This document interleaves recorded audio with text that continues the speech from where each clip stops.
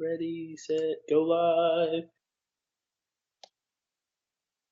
All right, brother, you are live, Nick. All right. Well, welcome to Hustle Condition.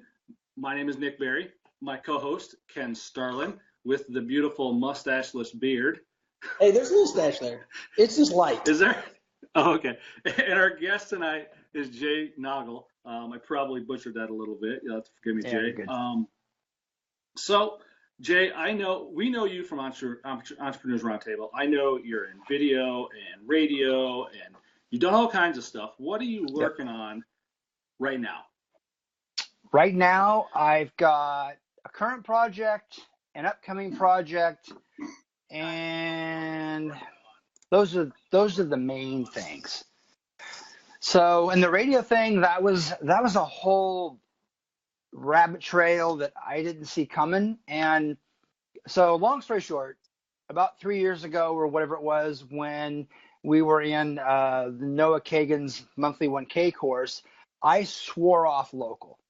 I swore to myself, I will never do this again. There's no money here. People don't see the value in media and content, and all the rest of it. And I remember being on that hangout with Noah, and he slaughtered me.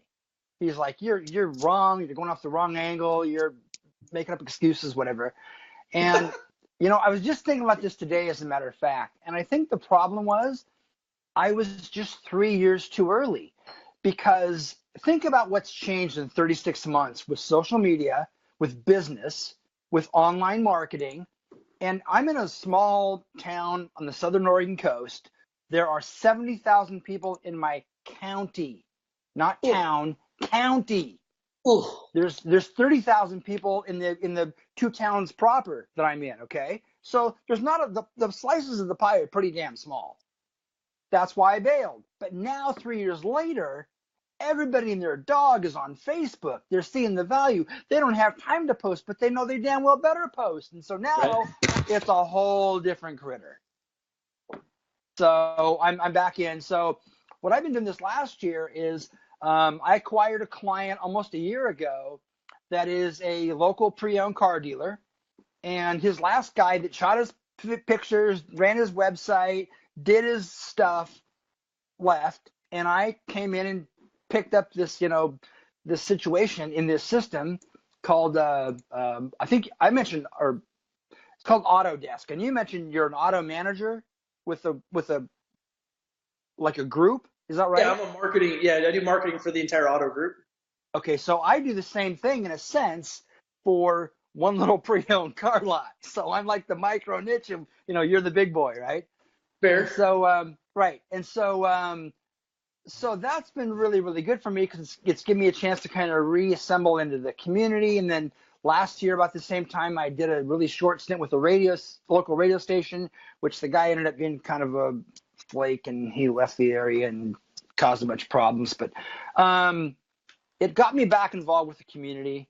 And because of that, it got me to a place where I really wanted to think about local again from a different perspective. And ironically, I started a project about a year ago called CooseLiving.com. I live in Coos County, Oregon. I live in Coos Bay, Oregon is the name of the town. So I came up with CooseLiving.com. And it's a content curation site that I'm trying to find local talent of various things, local businesses, and I'm doing some local video, shooting bands, events, little snippets of stuff. Went to the beach last night, shot a 4-minute sunset. I'm gonna shrink it up, fast forward it. But what I want is this whole thing to be about the local area, but I want it to be the pretty side, the fluffy side, the no politics, no BS, no arguing. And I want people from outside the area to see this as I start to throw Facebook dollars at this, to go, damn, that's a pretty place. They've got some great music scene going on. They've got this. They've got some good food. They've got da da da da. Let's go to the Oregon coast, next summer for vacation.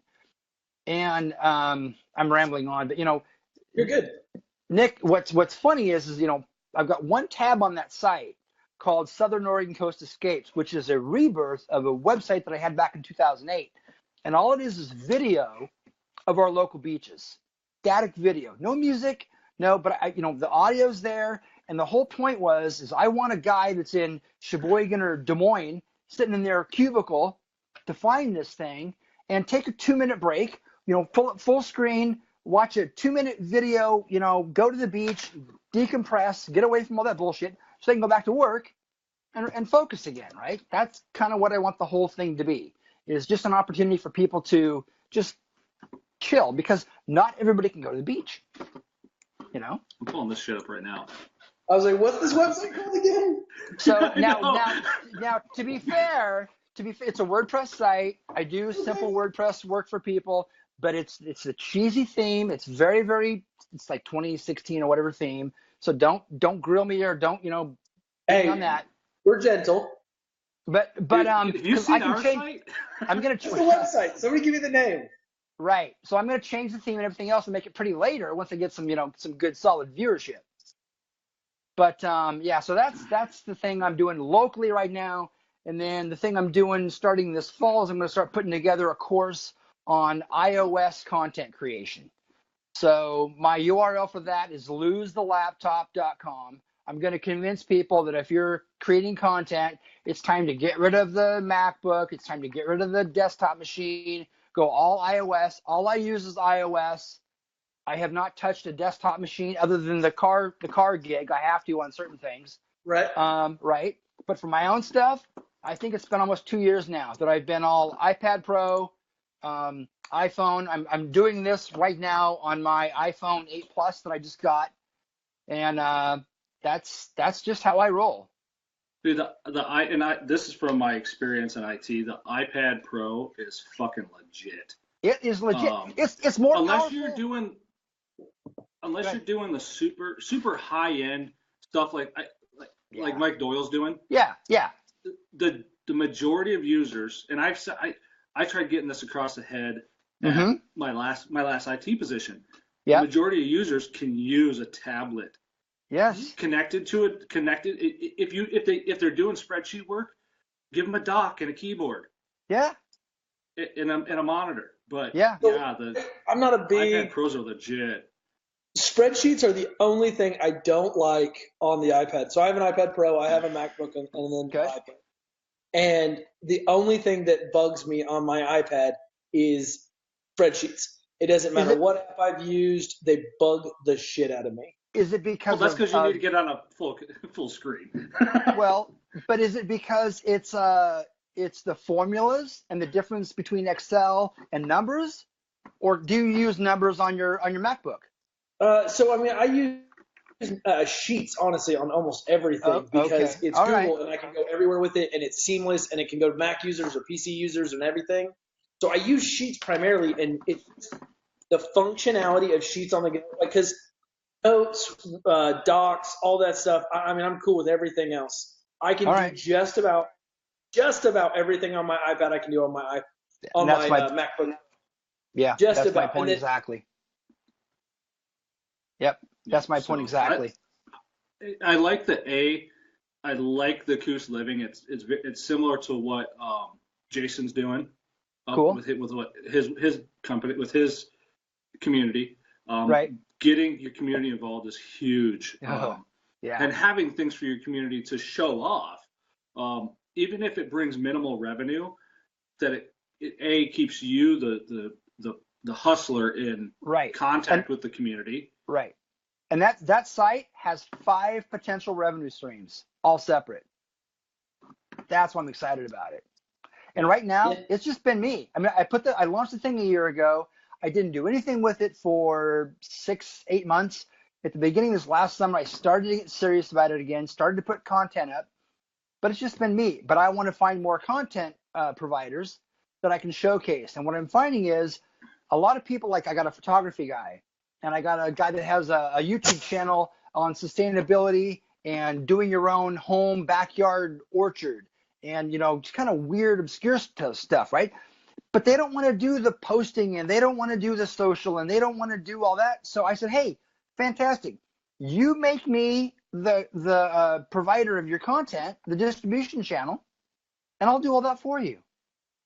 And I want like 10 of these. I want 10 of these people. I want the best of the best. That's what I want. So I can dig it, man. I can dig it. I've got a pending project that's kind of similar to that. It's amazing. And I had a conversation with somebody, and he's like, "But where's the money in it?" And I was like, "I hate to say this, I'm creating a solution for me. It's irrelevant if I make any money. I want the community resource for me. yes. And if I get to make money off it, high five. But if Right. not, I want the community resource for me. It's Yeah. going to make my life better." Right. Well, and it's just like what I'm working on with Todd. What he had built, what he started explaining to me several weeks ago, I started looking at everything and I'm going, this is what I need as a business owner to use. I need it. And I'm like, how the fuck can I start selling it for you? Right. Because if you can scratch your own itch on something that you would actually put money out for, Right. you're creating a product. Yeah. And a lot of people don't do that. I think Jay and I's first interaction was you were wanting to film what's the big race that's there? There's a big marathon there. The Prefontaine Memorial Race. It's a 10K race. It just happened again 2 weeks ago this year, and I thought about you, dude. I was thinking about this whole thing. Because we were trying to figure out how to do everything for you. Yeah. And I'm thinking maybe this time next year I'll be ready to tackle that. But for right now, you got to choose your battles. You got to go with what makes sense. And yeah, but that's a whole different. But what I want to do with that was, so there's people that come here from all over the world for this race. Europe, South America, Africa, Canada. This is a big deal for runners because Prefontaine he grew up here in town. He went to Marshfield High School, like looking at it right over here. They just did these huge murals on these buildings downtown, 3 of them, and of him. And he is really our claim to fame. He went to U of O. He was an Olympic trial. He was like on the Olympic something running team, whatever. The problem was the guy was in an auto accident. He had too much to drink, wrapped his car around a tree or something to that fact, and he died, and at a young age. And but he was friends with Phil Knight. This is an interesting story. Phil Knight of Nike. I did not know this until about 3 weeks ago because the car dealer guy that I'm working with, he's an older guy, and so he knows all the old stories, right? He was telling me that back in the day that Steve Prefontaine was selling Nike shoes out of the back of his car locally. Talk about hustle, right? Yep. And something to the fact that it was even before Nike was Nike. It was like American something or other. And he was buddies with Phil Knight, the main Nike guy. So, but so I wanted to stream this thing for people that their relatives and their family and friends back home, have a community of Facebook Lives and have them all hashtagged, and you hashtag them with the location, which each corner you're going to be on. And you could have 20 people all simultaneously broadcasting, right? Hashtag it together, create a landing page, do a little bit of Facebook advertising, get a sponsor for it, bang. I mean, that's a hustle in and of itself, but. So Todd said tiger. I don't know if that's a solution or if he's just saying tiger, but Todd said tiger. So okay, pin that. Put a pin cool. in it. Oh, the Phil Knight book is a must-read for hustlers. Shoe dog. So my brother's a Prefontaine fan. He watched religiously, but he was a huge Nike guy too, and his whole thing was, man, Prefontaine was the original Nike fanboy. Yeah, he was. And so that's my oldest brother, huge. Yeah. Nike he was guy. the Guy Kawasaki of Nike. So, yep. I like it. So what? Go ahead, Nick. You're good. Nope. So in the path to getting back to the community, getting back to the hustle, this was kind of a knockoff of a question I asked a week ago. But what do you think are the 3 biggest things you've learned about engaging and connecting with the community and growing in what you're doing? You have to get out there.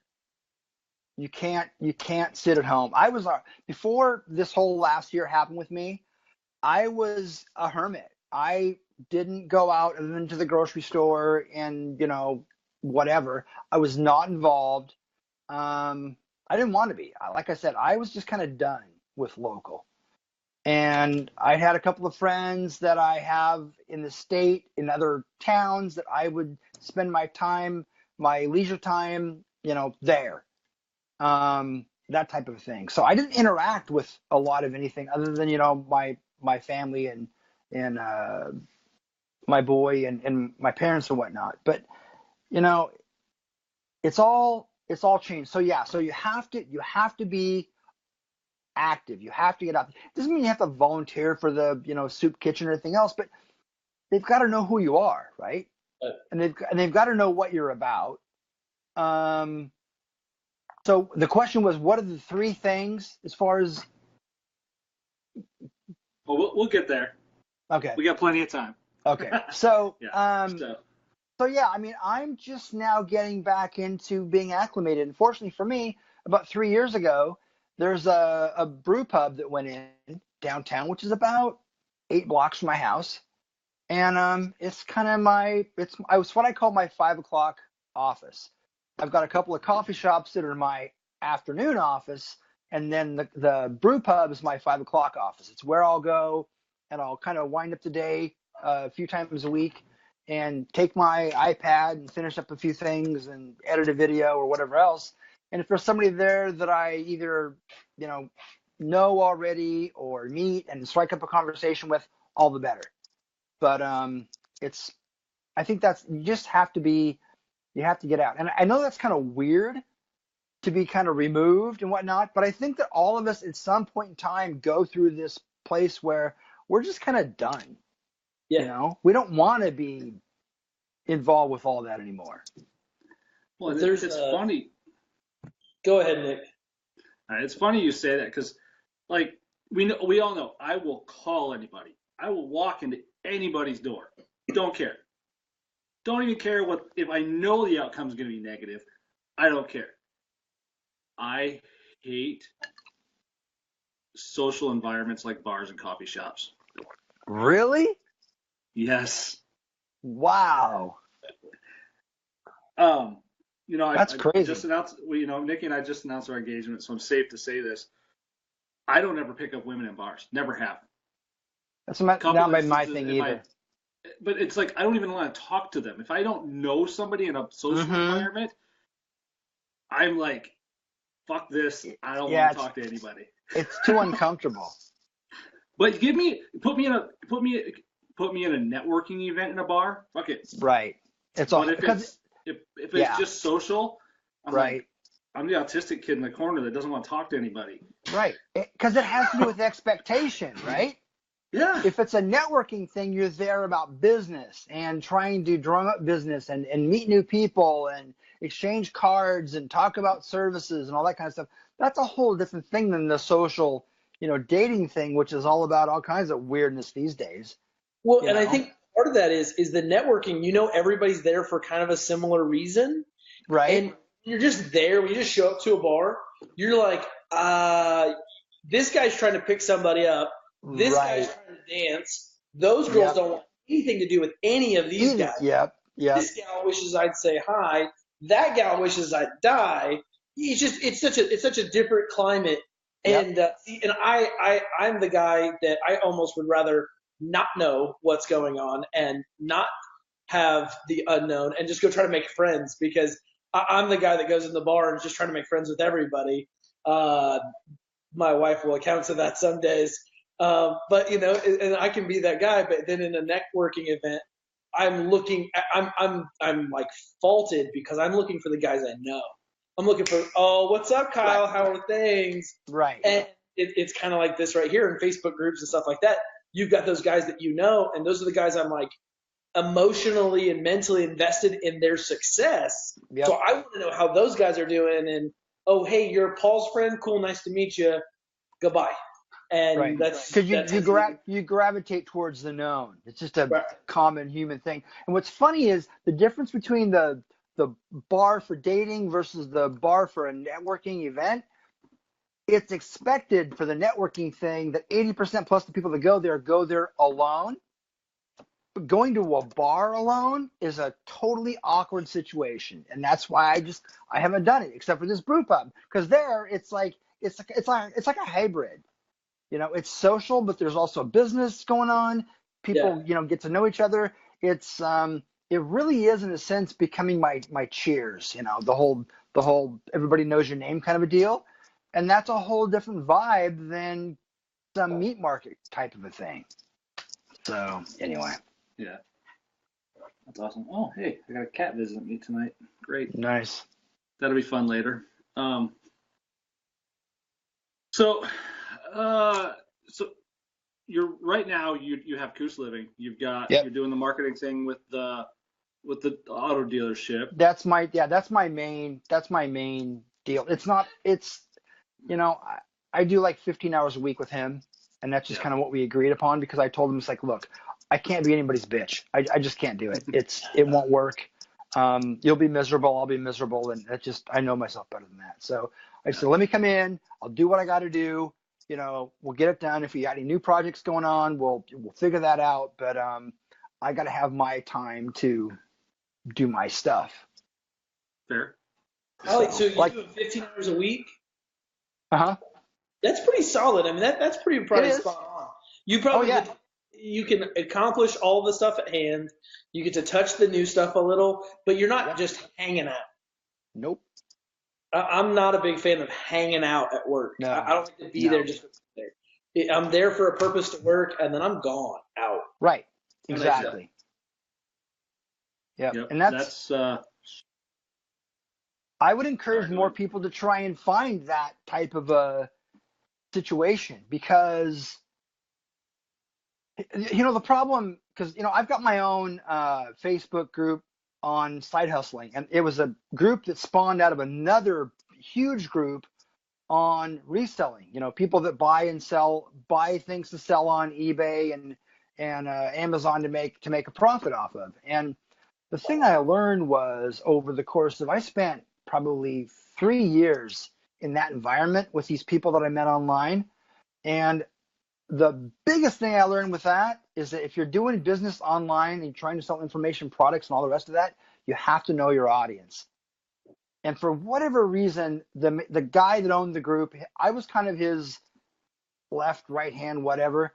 And we would beat ourselves up until 2 o'clock in the morning on nights talking about, how can we create this information product and it sold so poorly, and whatever. We had, 2 or 3 things that did really well. But it's because it was the audience.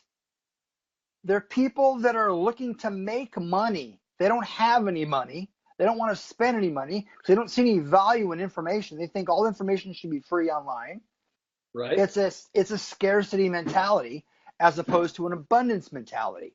And when you go into a group like Entrepreneurs Roundtable, or there's some other great groups out there, there's an expectation that if you exchange information with somebody and you pick somebody's brain, so to speak, there's an expectation that it's not going to be free. And if it is, it's not going to be free every time. Right. Because that's just business, right? I mean, I grew up in a photography family for years. My parents had a photography studio. They have a photography studio with a camera shop. And what happened is when digital photography came into play big time, and Walmart started to carry, the same cameras that my parents did, this is what happened. People would come in off the street. They'd pick my sister's brain, because she was the one that was in charge of the camera shop, about this model and that lens and everything else, right? And then they go to Walmart and they buy it. It was cheaper. And it came to a point where my whole family learned, you can't be an information whore and give all the information away when you know that they're not going to buy from you. Right. So you just answer the first 2 questions, and you say, hey, I'd be happy to sit down and talk with you about this. But, this is X, and we can talk about this, after you buy the package, and that just shuts them up immediately. Yeah. Right? I worked in wireless here's for a the while. thing on that. So I'm going to say like 10 words and then you can run, Nick. I actually learned that in wireless because old people would come in and we would teach anybody how to use an iPhone if they bought it. Yep. Yeah. Bought it from us. We pull up your account, schedule the meeting. Here you go. We'll see you Sunday. Oh, well, I didn't buy it from you. Oh, well, AT&T has a class too. Have a great day. Mm-hmm. Go ahead, Nick. Yeah, you can go that route, but look at the space of camera stores now. Who exists still? Well, Nobody. there's Wolf. there's one called Dots, and I think they might be an Oregon company, but probably a diehard. The mom and pop camera shops are dead. Yeah. But not necessarily because everybody was going to the big box store. Mm-hmm. A lot of it had to, and I can't, like my mom's family, my mom and her husband at the time ran a motorcycle shop, custom motorcycle shop. Okay. Harley pushed them out of business. Okay. For one reason, the scarcity mentality. Mm. You know, the mom and pops could not compete on price. Right. They didn't have there just was never going to be a point. They didn't have the buying power. No, Yeah. and they didn't form co-ops soon enough to be able to do that. You know, later in the late 2000s or early 2000s, I know in the camera industry they started creating co-ops to get buying power, but it was too late. You know, Best Buy, Walmart, Target started selling Canon. You could walk into Target and buy a Rebel. Yeah. Which was everybody's first SLR. Even in film, that was my very first SLR. Was a Canon Rebel. Mom and pops were doomed when they couldn't compete in the buying power. But unfortunately, I also see like Best Buy is now Amazon's. Best Buy is Amazon's showroom.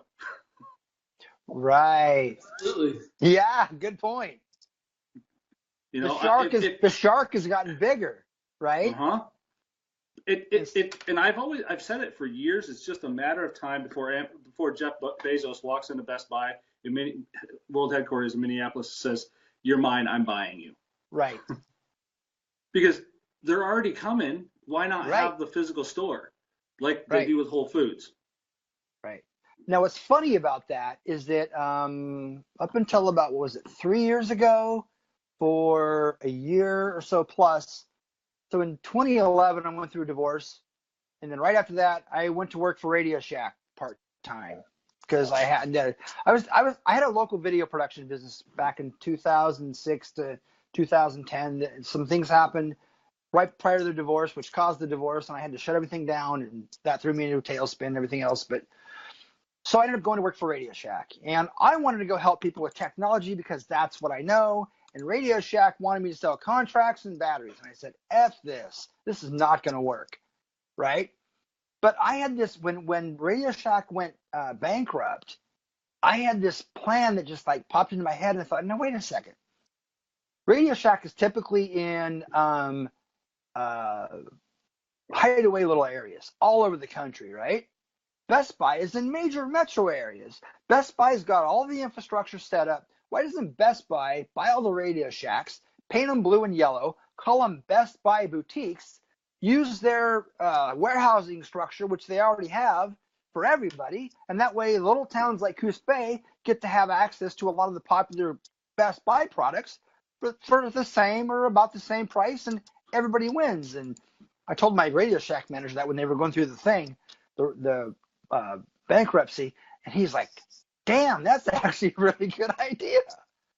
So, but yeah, exactly. That's the whole point of what you were saying, is that now, you know, the Radio Shack is gone, and Best Buy could be possibly on the verge of being gone because the shark is eating them up. And like you said, Best Buy is Amazon's showroom. People go to look at, you know, Best Buy, and then they turn around, they go home, or they even pull out their phone while they're there, and they click, they click and they order.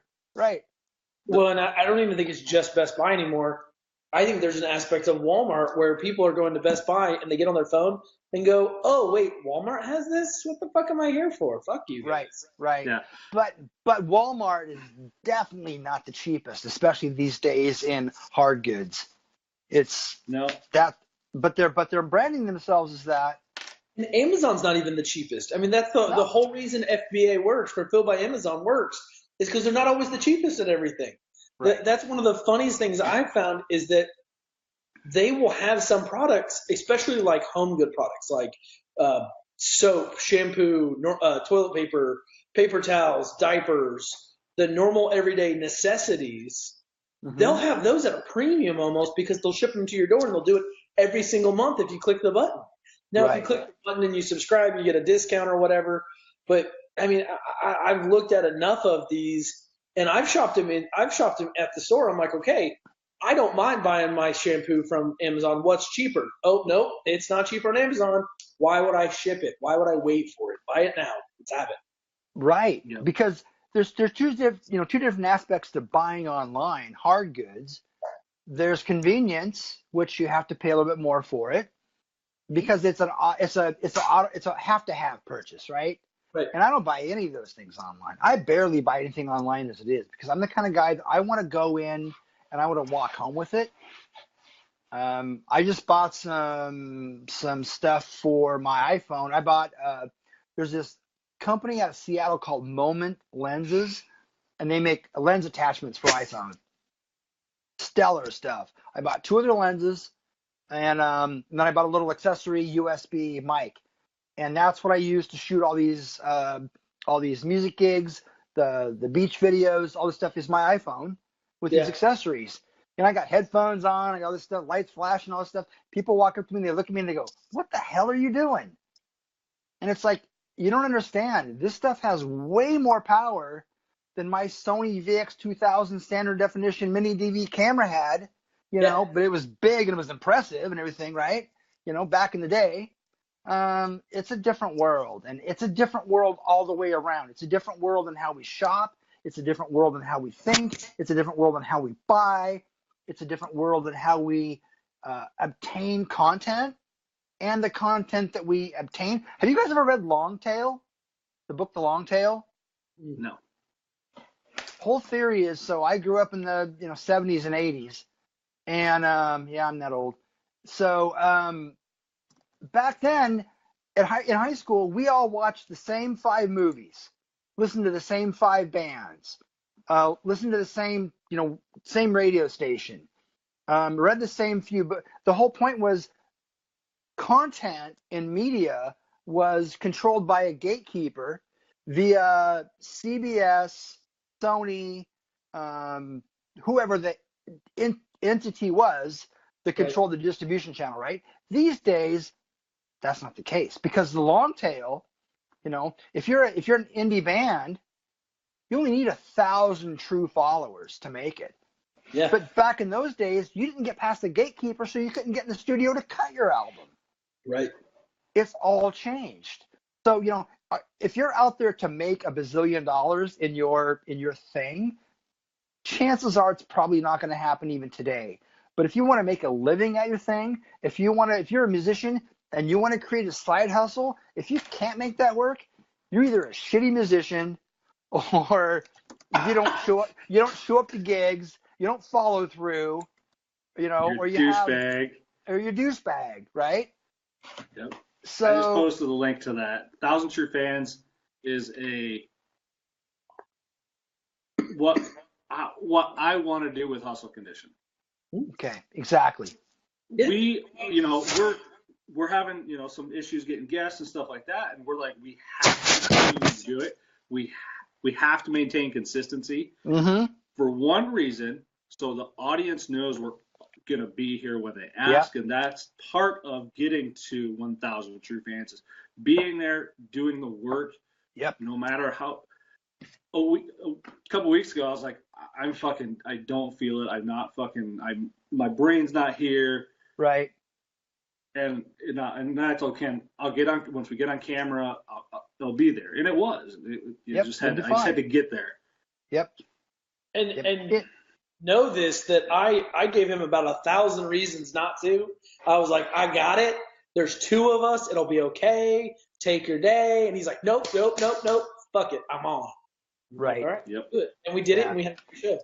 Yeah. My Yeah. dad's biggest pet peeve with with brick and mortar business, the studio, was that he never put a sign on the door back in 10 minutes. Never. And that was his biggest pet peeve. He hates that because it comes down to consistency. You're training the audience, the customer, that you're going to be inconsistent in your approach. And that is death. Even today, that's death. Yeah. Yep. My opinion. That's what, I'll be honest, that's what killed SendLift. When I stopped being consistent and stopped putting out content consistently, stopped engaging with my audience consistently, it broke me down faster than it did my audience, because I knew that I wasn't delivering what I should have been delivering. Right. Right. And that killed me faster than it did the business. Yep. And I think go ahead. Sorry, there's a level of just it being, when it's consistent, it's almost easier for you to do. We've started Wednesdays dropping articles.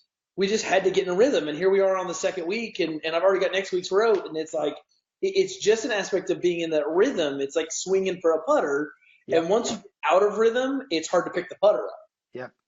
If you look at television networks, and back in the day of appointment television, other than the fact that they had to do it that way because they had no alternative, but even if they didn't, on demand is a whole different critter, and it's a retraining of your audience. But I think that if they would have been, Thursday was CSI night or whatever, and then one Thursday it's like, oh no, we're not feeling it tonight, and nothing there, dead air for an hour, wouldn't fly. Or even a different show. Or even a different show. Exactly. That is why they run reruns. Yeah. Off season. That's why. Yep. Audience training is a big thing. We were in Vegas this weekend, and Nikki and I needed because I'm too old to be up till 2:00 in the fucking morning. Yeah. Well, or if you are up until 2:00 in the morning, there better be a reason for it, and there better not be anybody else around either. Yeah. Yes. So we get our hotel room. We get back. We landed at 11 Friday night, and I've been to Vegas a couple times, and Nikki hadn't. So she wanted to go see a couple things. So we walked down the street to Hard Rock, and we got back to our hotel room. The next morning we got up at 8:00 because we had a reservation for Hash House. After we saw a few things, we were like, yeah, I need a nap. So we go back to the hotel room. This is the first time I turned on a TV that wasn't on Netflix or Amazon Video in over a year, and I couldn't fucking stand it. The commercials. Oh, I have been completely broken, and I just couldn't handle it. So that's a good audience training of Netflix broke me. Oh, dude, and I hate. So we make TV commercials, and I love making them. I'm gonna be the first one to admit when the camera's on and the mic's live, it's a fun experience. Oh yeah. But like, I know how many people are gonna see it, and I know that 90% of the people that see it are fast forwarding through it, and that like every time we make something cool, I'm like, I'm gonna put it on Facebook too, so people actually see it. Absolutely. Yeah, you're gonna have to, because that 70% of the people aren't gonna see it. Right. I mean, everything. So back to the whole thing of everything has changed. So back in the day, it's all distribution channel, right? So there was a newspaper. That was the original distribution channel of content from a marketing standpoint. And then there was radio. Well, yeah, then there was radio, and then television, and then VHS, and then DVD, right? And now streaming. And I have this theory that basically if the printing press and the video camera would have been invented the same week, our world would be very, very different. It just would. So I think it progressed on need. It progressed on need, and necessity is the mother of invention, and it's just that's that's what it was. People were forced to provide the solution to the problem. Well, and if you think about the earliest printing presses, only the church had the printing presses. Right. They limited everything. They controlled everything. Everything. And media. They were the original distribution channel. The original gatekeepers to the to the content. Yep. So yeah, that's a great way to look at things. And we would have needed alien assistance to get to video that quickly. Yeah, well, that's true. I mean, I'm not the aliens saying would have landed at Area 51. Yeah, it wasn't even remotely possible that it could happen. But I was just saying that if the two somehow could have been launched the same week, video would have won hands down. I mean, It just would have, because, and this is my big pet peeve with video, is I don't know if you guys are doing this or not. If you are, I'm gonna be pissed. But people that take, because they want to game the YouTube system, so they'll take their podcast they'll strip out the audio, they'll slap up one still, they'll re-render it out, and they'll put it on YouTube for audience. And that's lazy marketing in my mind. Yeah, we're not doing that, thankfully. I was really worried. Video. We put the whole video on YouTube. That's the whole point, because you got with this talking head thing, it's the animation of the people, it's the facial gesture, it's all that otherwise we might as well be doing just an audio podcast. So that way the person that's commuting back and forth to work has the benefit of, doing that and can keep their eyes on the road and whatever else. So I talk with my hands too much for this to just be audio. I do too, yeah. Way too much. I'm always fidgeting, so I don't talk with my hands too much, because it was brought to my attention. I do that too often. Yeah. So I have shit in my hands all the time. There you go. Yep. And lots of alcohol in the system. Maybe that's when people started smoking back in the day. I don't know. Yeah. Yeah. Oh, what was I watching? I was like, everyone's smoking. Oh, it was Californication. And that's a fairly new show. Right. Everybody fucking smoked in that show. Isn't that bizarre? There's California. There's a couple you randomly watch, and everybody's lighting up, and you're like, what is with all the tobacco usage? Like, it is out of hand. Yeah. Like, because I've never smoked cigarettes. We're not going to talk about other things, but I've never smoked cigarettes. So it's always strange to me when I see a lot of people smoking, and I'm like, that's fucking weird. I mean, my parents were smokers. My dad was a chain smoker and ended up killing him. So I'm pretty against it anyways, but I'm like, it's weird for me to see smoking on television. Yeah, unless you're watching Mad Men. Fair. Yeah, I've only watched 8 episodes of that. Yeah, I've watched less. I couldn't get into it. And I think I watched the whole first season. It was the saddest thing ever, because I wanted it to like it so much, and I just couldn't get into it. Just couldn't get there. Like I want to see stuff. I want to be a 50th ad man so bad, but dude, I watched a couple episodes, and I'll be honest, it made me want to drink scotch, but I could not get it. Right. They need to do an ad show that has a character based around Ogilvy. That would be something that all the entrepreneurs would want to be watching. I want to see somebody that's actually I want to see the Hank Moody of advertising. Okay. The Hank Moody. See, I'd be happy, so the problem is in the modern era, there's so many and I'm sure somebody's going to get pissed off. There's so many wanks right now on Facebook who are advertising gurus, marketing gurus. Yeah. I get sick to my stomach with some of these guys. And some of these guys have some decent content. I'm not hating on all of them. And most of them, actually, more often than not, they have decent content, but the way they advertise themselves is nauseating. Dude, step in front of your Audi one more time with your arms out going, oh, I'm great. Right. I'm gonna fuck you. I'm just done looking at your fucking car. I don't care. Right. You know what?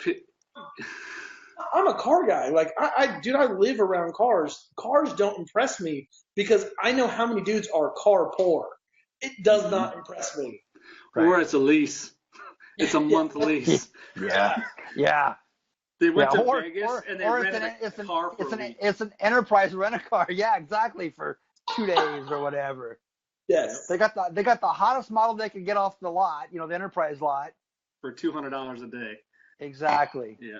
Yeah. You know what? And then they drive week, around the back of the lot and shoot their piece there. Yeah. Well, they drive it down and rent a somewhere that's got a view in Vegas. Mm-hmm. They're over off Paradise or something. Right. What pissed me off this week? I love Dan Kennedy's old work. Okay. Love Dan Kennedy's old work. He's from Portland, right? Or that's where his claim to fame is.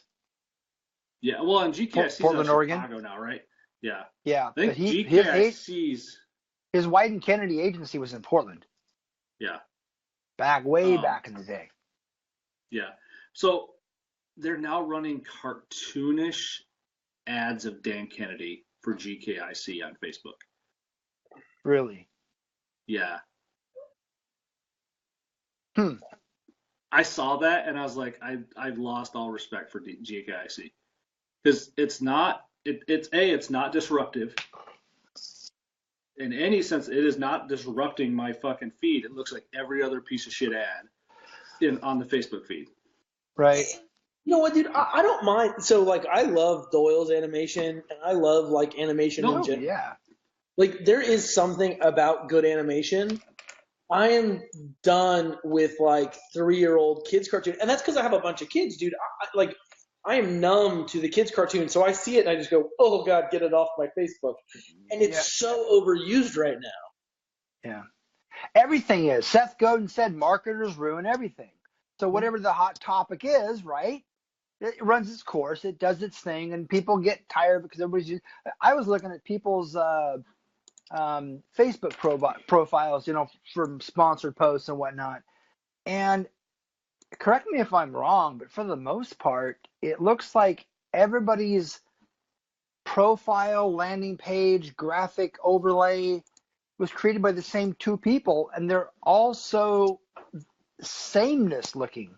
It's all ClickFunnels. It's all 90%. I've never subscribed to any of that. I've even written a piece on why I believe that email marketing is a farce and social is where it's at. Now, we can get into that all day long, but because personally, I don't open emails. I sign up for everything, but I open nothing. So what's the point, right? Okay, now, granted, I'm an idiot for doing that, but I think that I'm not too different from a vast majority of people out there. That's the problem. Every time, dude. I'm gonna start raising my hand. Is that you better? guys are funny. There you go. Where's the next button or the? Yeah. Yeah, we need an actual production office in the studio. I'm gonna light something. I'm gonna get a light behind my head that'll say I want to talk. There you go. You push the button and the light behind you is green, right? Yeah. Right. So I don't even remember what I was saying. Fucking Nick always trying to talk over me. That's me. I kid. I love Nick. If anybody has any questions about this, I do this with Nick because I love Nick. Yeah. Yeah, I couldn't do this with anybody else. Oh, no. Nobody. I couldn't do this with anybody else because there's an aspect of this where he drags me through this. And then there's an aspect of it where I'm like, let's do this. And he's like, all right, sure. And I'm like, yay. So what were you going to say about email? So one of my biggest struggles with the sign-up campaigns, I do it too, and I have an illness where I want to be the guy. I have almost prided myself on I know somebody that does something. If you need something done, you need a lawn care guy. I don't know a landscaping guy. We discovered this tonight. But construction, spray foam insulation, video production, carpet, flooring, cars, whatever, I got a guy. And I think that's why I subscribe to all those emails is if anybody ever says, hey, what do you know about animation? Let me send you this. Here's some emails from Mike Doyle. Dude, the guy's he's spectacular at his work. He's legit. Read it. But it's him. It's anybody else. All this I follow so many people's email shit, and some of it's good, and I hold on to it because I want to be the guy. And that's just real. That's just honest. I follow them, and I don't read any of them until I need them. Right. See, I look at email differently because I look at email how it should be used. I've learned in the last 2 months, I've learned a shit ton of how to effectively connect with somebody you've never talked to before, ever.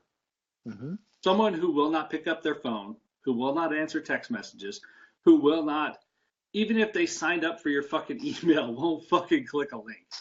Right. So, I'll be honest. I mean, I wrote something on LinkedIn a while ago. It's spectacular. Let me interrupt real quick. If you have not read this article, go to LinkedIn, search Nicholas Berry. It's phenomenal. I copy this link every time. Every time I get a cold text message or a cold LinkedIn message, that shit, I send them this article. Go ahead, Nick. That's a great idea. Yeah, I've gotten a shit ton of views off it. So, email, everybody fucking sucks at email. Let's be plain and simple. There you go. Everybody fucking sucks at email. Right. The problem is not email. The problem is that people suck at it. The delivery is how they fucking suck. Okay. Pretty much what the synopsis of the article is: you can't finger bang a girl you meet on the dance floor. You shouldn't. You can, but it's awful awkward. I mean, which is the same outcome, right? Yeah. You're gonna get a hard stop timeout. Yeah. You're either gonna get punched in the dick, or security's gonna pull your ass out, and you're either gonna get fucking deleted or and removed, or you're gonna get marked spam. And if you cold email me, I'll actually report you as phishing in Gmail, which is even worse than spam. Yeah. Oh shit. Which is akin to somebody dropping you into their Facebook group without permission, which happened to me again today. So, yeah. Don't you love that, so right? I'm looking for that article so I can post it it's the most viewed thing I've ever written on LinkedIn. But period. And part of it's because it's wrote as well as your emails are. Yeah. So, and that's where if you want to email people, be a human, even if you're sending a templated email, use your voice, because we've all seen my emails that I sent out last week, right? You saw them, Jay? Yeah. Those are in my voice. Those are me being the goofy ass person that I am. Right. And so far, I sent 20 of them out. I've had a 25% response rate. Awesome. I don't know I've ever had more than a 3 or 4% response rate on a regular email campaign, let alone a cold email campaign. Wow. 1% is impressive. Yeah. On a cold email, 1% is impressive. A 25% response rate is just downright ridiculous. Yeah. So let me prove your theory, because the key word that popped in my head right now is authenticity, right? You have to be authentic. So let me translate this into the radio world. And how many times do you guys listen to a radio commercial that you happen to know who the person is that's doing the narration or delivering the content, right? You know them personally. And they're talking the whole Benny Hill, what's that in the road ahead? And they don't talk like that to you personally, and you know that they don't. But yet, for some stupid reason, in content, that's acceptable. Right. And I nail people on this all day long. That's my big pet peeve. Be natural. And if you got to take, even for a radio commercial, if it takes you 38 takes to get it right, to make it feel natural, take the 39th take and then use that one. Because the one you're using sucks. Just like your email delivery sucks. So whatever you're doing, marketing, just don't suck. You're going to do it well. Or don't do it at all. Period. Yeah. Can we go home now? This is my favorite. Almost. That is my I'm favorite kidding. hustle condition history, because I do. So I work for an auto group. Used to be Screamers. We've changed our radio advertising and our TV ever so slightly, like just Okay. a stilt. Dude, I'm gonna be honest. When I get excited, I get high pitched. Yeah. And everybody that, like, if you hang around me, my assistant gives me shit all the time because she knows when I'm excited about something because I'm high pitched. I'm like, oh my god, oh my god, oh my god. And I am notorious for getting on radio ads or TV commercials and going, oh my god, guys. Right, right. We become little girls. Yeah, but that's just me. That's like, I get so excited. And so, like, if we're really doing something and it's really cool to me and I'm excited, if I don't get high pitched, it seems like bullshit. It seems flat. fake. If you it's know lifeless. me, that's real. Yeah. Yeah. Yeah. And the whole reason I like about the whole current entrepreneur scene is that it is okay to be yourself. It's okay. It's actually expected. Yeah. Because you're not the guy renting the obvious Audi on a specific lot and doing all that crap. That people are not gullible anymore, right? People have become hip students of marketing. They understand what's going on. And for us to think in 2017 that they're idiots and we're going to dupe them, you are wasting your time, you're wasting your energy, you're wasting your money, you're wasting your life. Yeah, absolutely. It's so quick and easy to see through the bullshit these days. Oh, yeah, it really is. Why waste your time? One of the saddest things to me is so I'm Facebook friends with a guy who so there's a sales group called Sales Professional Group. I was an admin of it for a long time, and the guy joined the group. He was an Australian. It's a primarily American group. He friended me. He was a good guy. He had honest intentions, but he didn't have any other foundation other than that ridiculous marketing mentality, which he still used. Literally, Nick sent me a screenshot of his the other day, and I'm like, God, I know that guy. Why are you doing this? And he's like the click here and read number 8. You won't believe. And it's like, bro, click, wait, I'm out. No, come on, stop. Like, you're better than this. Right. And it's like, if you get him in a conversation, he is better than that. But, like, that's all he knows. And so that's what he's doing. And you're just like, guys, you can smell the bullshit through the camera these days. That's what's so dangerous about this. If you suck on camera, they can smell it. Oh, yeah. And we're going to pitch something. If you suck on camera, hire drive80.com. There you go. Okay. I did. I've done 2 pieces in my entire entrepreneurial life where I've actually paid money for something. The first one was Tanya offered a copywriting piece on a landing page, $99, and I bought it immediately for my video for biz thing. It's a service where I teach people how to set up their home office for shooting video. And we do it all via FaceTime or Facebook Live because I actually have them show me all their stuff. And then I make recommendations and say, okay, take this light, set it there, put your microphone here. So it's custom. It's not a course.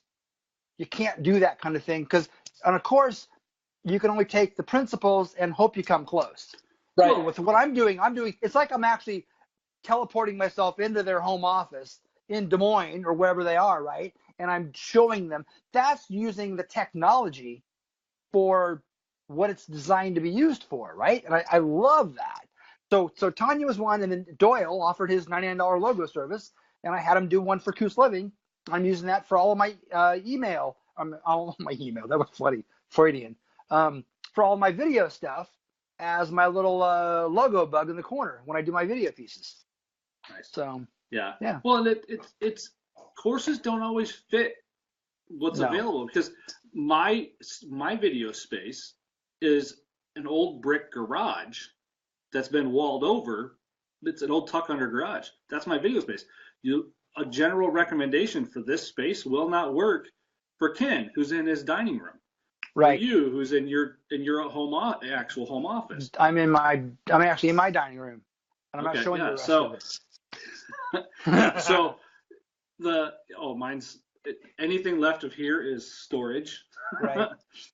And behind me is like you can't see the mess below. I've wanted to ask you to show us the furnace where Macaulay Culkin, looks when he's downstairs in the basement, and actually sees. We've got a pretty new furnace in this place.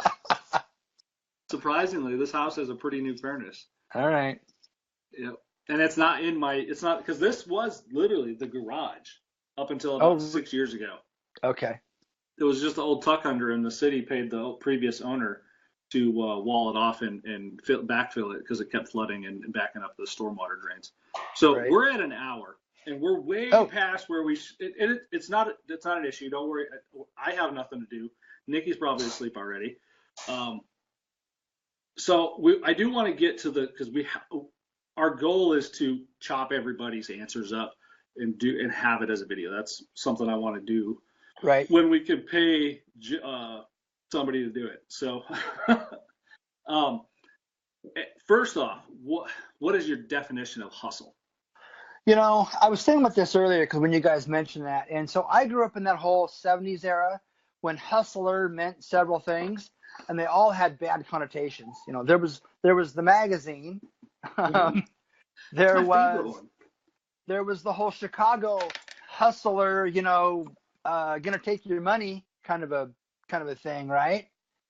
And then today's connotation is hustle means drive. Vaynerchuk, I think, is the guy that really put the correct definition of hustle on the map. That's my opinion. But my definition of hustle is figuring out what you want and then figuring out how to go after it and not being complacent. So today I went back and I watched, some of the first episode you guys did, and I put that little comment in there about, because you mentioned, was it your brother-in-law? You've got a condition, right? You've got a condition, and I'm thinking to myself, no, he's got the condition. This is something I say to people all the time. We've never lived in a time as this, right? That's my soapbox preaching, come to Jesus meeting speech over and over again, and it's never going to happen again. The window's going to be short. It really is.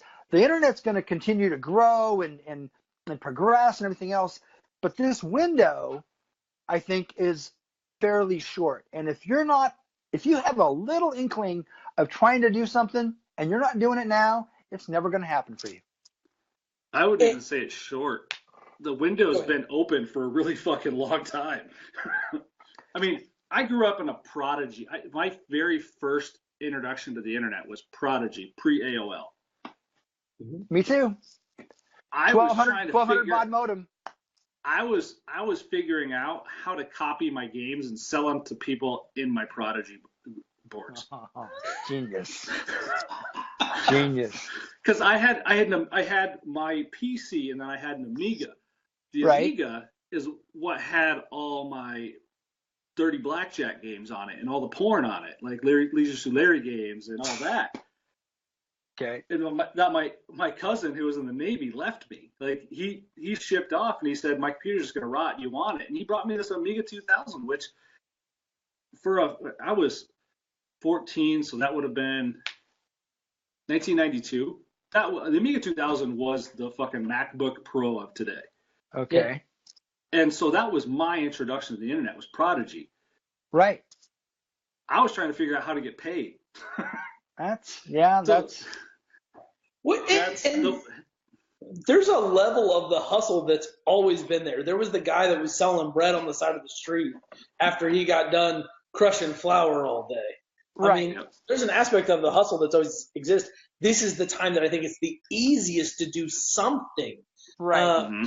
So let me say this. I put that graphic in the thread because there's a gal contacted me from a television network on a reality TV show that they want to do something about hustlers.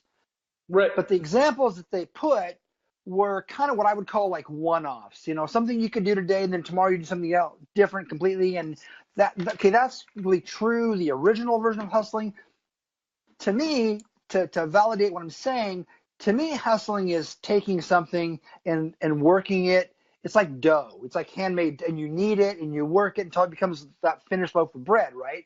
You don't just throw the water and the flour in the pan, swirl it around a couple times, and then tomorrow you make cookies, because the bread's not done, right? We have an opportunity to be like a artisan, bread master these days with technology, with the internet. And to me, that's what true hustle is taking that opportunity and doing what you actually want, as opposed to what society dictates that you're supposed to do. Right. Yeah. That's my thought. When we're done, I want to hang out once we do shut down, I want to hang out for a little bit and talk to you guys. Sure. Just hustler to hustler. Second question we're asking everybody now is, what's the one tool that you could not do your job without, that you could not do your thing without? Well, because I'm branding myself as the iOS guy, iOS products, iPhones and iPads. I'm not even talking about Apple. Apple is the manufacturer, sure, but I'm not talking about MacBooks and that whole end of that line, because look at iOS. Have you guys updated to iOS 11 yet? No, my stepson did. Have you seen the difference in the taskbar? With all the things you put in the taskbar now, it looks just like the MacBook taskbar. I am so terrified because I have an older iPhone still. I have a 6, and I'm sitting out for the X, and because of that, I'm terrified to update to 11, because I've got a couple friends that have had some 6Ss, and they're saying they've got bad experiences. I've got the 6 Plus, and I updated it. It's fine. All right, well then I'm gonna do it tomorrow, and if it fucks up, I'm blaming you. That's fine. That's cool. You call me. Yeah. You call me at 3 a.m. and wake my ass out of bed. I don't care. So here's the problem: is the music creation community. Now, when you go and talk about iPad Pros, there are dudes out there that are cutting full albums and stuff on an iPad, and they've got synthesizers connected and all this, a shit ton of gear, and they are scared to death because they're the ones when the stuff breaks, it breaks in that end of it. It doesn't break in Apple pages and numbers and Keynote. It breaks in the other stuff, the third-party apps that you've got these things that they all talk to each other, and that's just a whole mind-blowing. I don't know if you guys, I'm not going to last on this long, but there's a couple of little utilities in the music creation community in iOS. One of them is called Audio Bus. The other one's called Audio Share, that actually lets two apps hand off and share information. So you can start in one app and work in another environment and back and forth. You can't do that in Android. You can't really even hardly do that in a desktop environment. That stuff is mind-blowing. So when that starts to happen in the video space, video creation content space, where you can start in one app editing something and then hand it off to a different app, that's going to be powerful stuff. So anyway. That'd be awesome. Well, we hit our hour in 8 minutes. Thanks for Did I answer the question? Did I answer the question? iOS. That's okay, that is my thing. You were spectacular. The show was amazing. Thank you, everybody who tuned in, and the 4 people that are still on. Dude, it was awesome. And we're going to kill the live feed here, and then Nick wants to stay on. And most people don't know this, and I'm going to give you a little behind-the-scenes secret. We do this every show where we kill the live, and we talk without you. So, sorry about if you want to know what happens after the show, you're going to have to be a guest. There you go.